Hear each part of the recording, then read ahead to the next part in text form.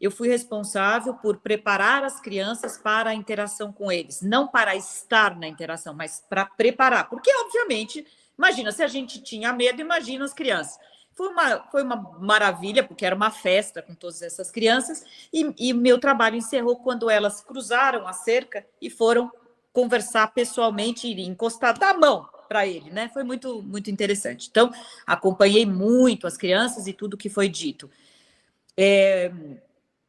Eu acho que nesse tempo todo, assim, algumas cenas me impressionaram muito. Uma, quando a descrição que a próprio Felipe faz, quando ele olha para o Bilu e ele começa a ficar assim, todo atrofiado, e fala assim, o que está acontecendo? Ela falou assim, isso é a população que vai morrer de fome se vocês não agirem. É assim que eles vão estar. Ele estava cadavérico, isso é uma coisa assim que me apavora.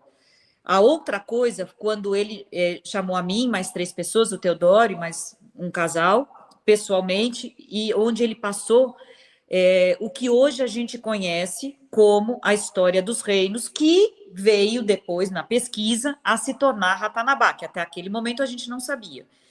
Nessa conversa privilegiada que deu origem ao livro Ratanabá, que eu escrevi, que o livro é exatamente esta conversa e todas as conversas literais, né? O que eu escrevi, assim, eu fui juntando as informações por ordem de assunto, não por ordem cronológica, para poder somar e você ter um perfil completo. Paralelo a isso, eu fui fazendo essas pesquisas.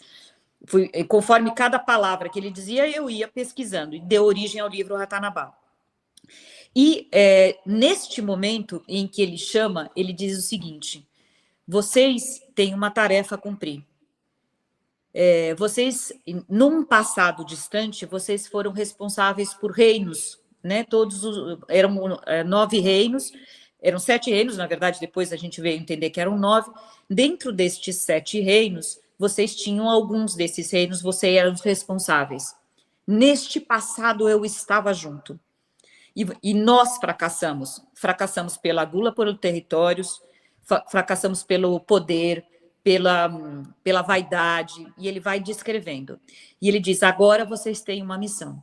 Vocês vão sair daqui agora, e vocês vão cumprir.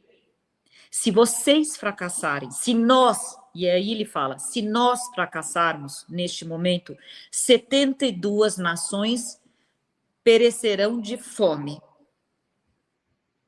Sandro, olha, isso faz uns 15 anos. Até hoje eu me lembro da voz dele. É muito difícil de falar, porque você tem ideia, são 72 nações. Isso é metade do mundo morrer de fome.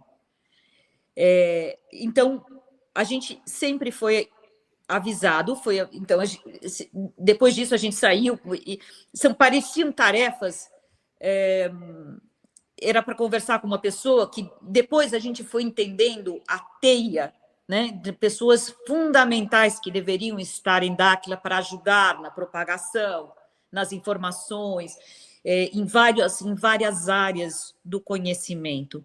Mas no começo parecia assim, nossa, eu tenho que sair daqui, eu tenho que ir para outro país, e eu ainda perguntei, mas meu Deus do céu, eu na hora passei, meu Deus, como é que eu vou sair daqui? Eu estou no Mato Grosso do Sul, eu tenho que ir para outro país, eu tenho conta para pagar, eu tenho mãe para cuidar, eu tenho isso, eu tenho aqui, como é que eu faço? Não sei. Tudo deu certo, a gente saiu imediatamente, fez tudo o que foi combinado, e os anos foram se passando, a gente foi entendendo esta teia, começando a entender a teia, de juntar pessoas. Essa mensagem, e a gente muitas vezes perguntou, mas as pessoas vão nos ouvir? Falou, façam a parte de vocês, falem, propaguem as informações, propaguem as receitas de saúde, aquilo que vocês puderem fazer. Eles, quando o Urandir voltou de uma das vezes que ele foi para os mundos paralelos, isso foi em 2012, talvez junho de 2012, ele voltou com os 13 direcionamentos para esse próximo ciclo de 5.125 anos. Dentro desses 13 direcionamentos, nós conhecemos 7. um desses princípios, ele diz o seguinte: leve alegria onde há solidão.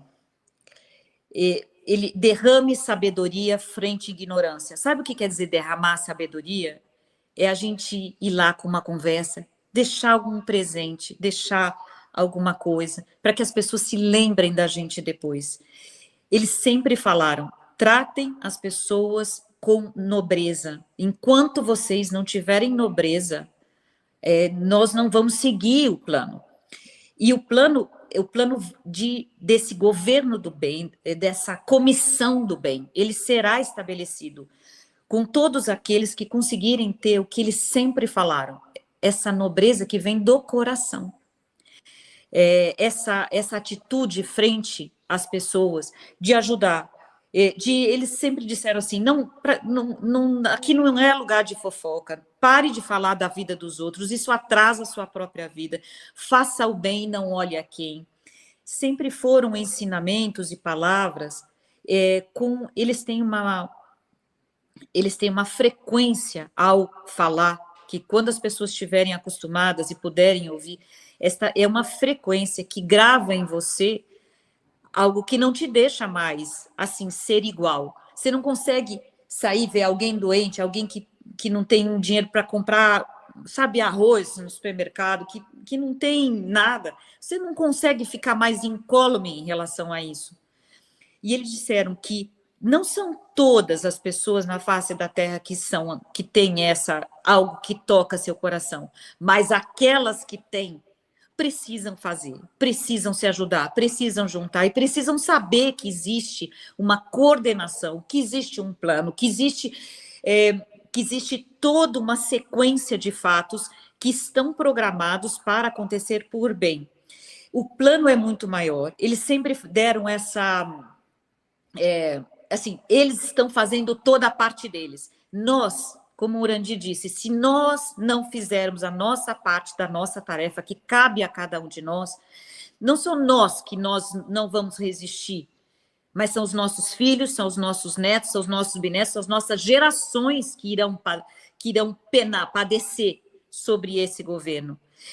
Que essa importância da nossa atitude, da nossa palavra, dos nossos exemplos. Eu não posso vir falar aqui para você não comer açúcar, porque isso embota o cérebro, se eu como.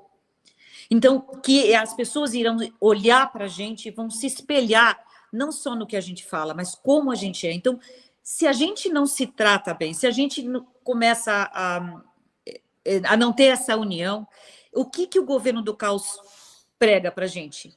Fofoca, divisão, desunião, falar mal do outro, não tem nada positivo, um mero interesse. São todos fatores que levam ao que eles querem, a esse mundo que a gente vê hoje. O que Dáquila propõe é o oposto, é a nobreza de coração, nobreza nos atos, nobreza ao falar, o cuidado com o corpo, o cuidado com o que você ingere, a suplementação ideal, a busca pelos conhecimentos que te levam a ter uma sapiência do momento em que a gente está, da seriedade que a gente tem que ter em relação às pessoas. Então, assim, foram momentos muito marcantes, momentos onde ele falava, onde ele fazia assim, como se fosse teatros, para que a gente percebesse, onde como eles se tratavam, como o Bilu se refere a contrapartida dele, né? O que a gente chama de Isa, que a gente eles já disseram, né? Isa, né? Também chamada de Hera. Rapaz, é chamada de Hera, mas essa história eu conto depois. Como que o Bilu se refere à polaridade feminina? Ele sempre disse: a minha amada Isa. Quando vocês estão em casal, quando vocês conseguem eles sempre disseram que esse relacionamento, ele é muito precioso. Eles falam assim: cuidem do seu parceiro, cuide da sua parceira, faça carinho, tenha um momento só para vocês, cuidem do relacionamento de vocês, isso é muito precioso. Por que é muito precioso? Porque um casal, quando ele está em sincronicidade, quando eu tenho os mesmos objetivos em comum, quando eu consigo modelar e modular a onda dos dois, o positivo e o negativo, masculino e feminino, eu amplifico. Eu tenho a frequência do namoro, depois do namoro eu tenho o casamento, casa-aumento. Eu tenho essa potência que é a frequência do casal criador, de Jesus, Maria Madalena, onde eu tenho, se eu tiver 70 casais na mesma frequência, eu sou capaz de gerar ouro, de gerar substâncias bioplasmáticas, eu sou capaz, quer dizer, o conjunto, né, os 70, são capazes de, se pensar em parar mecanismos, como bombas, por exemplo. E aí ele explicou por que o Uri Geller saiu do ar. Por que tiraram ele do ar? Porque ele estava tentando reunir multidões em estádio, que aí seria mais fácil, mesmo que as pessoas não se conhecessem, conhecer 70 casais, 70 polaridades masculina e feminina que tivessem em sincronia, porque a sincronicidade do casal, se a gente coloca isso em dezenas de pessoas, sempre com o mesmo objetivo, eu amplifico de tal forma a onda que que a gente é capaz de modular muita coisa para o bem. Então, eles sempre trataram nós, humanos, que estamos aqui, os diferentes, e todas as pessoas, com muito respeito. Eles têm respeito à vida, eles têm respeito às pessoas, a todos os níveis de conhecimento, porque todo o nosso, nossa, eu sou super formada, isso, aquilo, diante deles nós não somos nada. A ciência deles tem 10 bilhões de anos na nossa frente. Então, para eles, nós somos, estamos todos na mesma caminhada, não tem essa diferença. E eles sempre disseram, tratem as pessoas iguais. Como nós nos tratamos iguais? Nós tratamos o masculino e o feminino como preciosos, muito, e eles falam que a nossa vida aqui na Terra é a pérola. Nós somos muito, muito importantes para o universo. E o governo do caos tem mania de dizer que a nossa vida não vale nada. É diferente, vale muito. Todas as vidas, não é só Black Lives Matter, todas as vidas importam. E não importa o seu conhecimento, o seu nível, o seu... Nada. É o que você tem no seu coração. O que você tem na sua mente, no seu propósito. E quando a gente começa a entrar neste caminho de dizer qual é o meu propósito, o que realmente eu quero, como eu posso fazer bem para as outras pessoas, eu vou trazendo comigo outras e outras e outras. Nós temos um comando, nós temos uma parceria maior, nós temos alguém que olha de cima e que está esperando só a gente juntar. Quando a gente der as mãos, pode ter certeza, o jogo é do nosso lado, é a nosso favor. Nós temos informações que eles não têm. Nós temos informações da área financeira, nós temos todos os segredos deles aí contados aqui abertamente para nós, abertamente que eu quero dizer assim, para o grupo que eles definirem, né, desta tarefa. Nós temos, sim, todo o caminho para o prolongamento da vida. O que é que todos os humanos na Terra querem? Independente se eles são do governo do caos ou não. Tempo. Tempo é a maior moeda.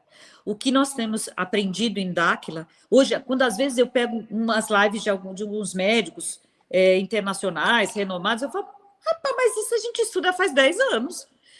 Nós temos... às vezes são poucas palavras, mas para quem quer pesquisar, é um universo. Só o que eles falaram para a gente do oxigênio abriu um universo na nossa cabeça de entendimento sobre como funciona o DNA, como é o prolongamento da vida, quais são os suplementos que vão dar mais oxigênio. Eles falam da importância da mitocôndria para nós há décadas. Exercício físico, tudo o que você precisa de maneira simples. Então, estando em Dáquila, nós temos acesso a informações sobre o prolongamento da vida.